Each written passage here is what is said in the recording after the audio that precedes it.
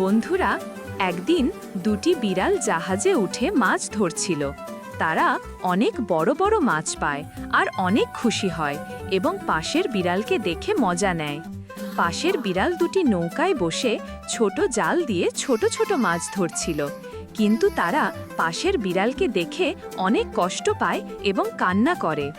তারপর বিড়ালটির বাবা সমুদ্রে লাফ দেয় আর সমুদ্রের গভীরে একটি জাদুর প্রদীপ পায়। সেটি নদীর কিনারায় নিয়ে আসে। তারপর বিড়ালটি জাদুর প্রদীপ ঘষে সাথে সাথে একটি বড় জিন বের হয় আর বলে, তোমরা কি চাও?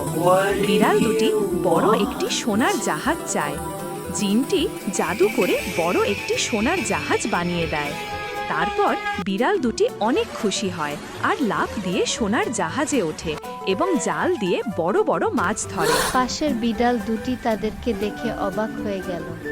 কিন্তু বিড়াল দুটি অনেক মন খারাপ করে, কারণ তাদেরকে কেউ লাইক সাবস্ক্রাইব করেনি।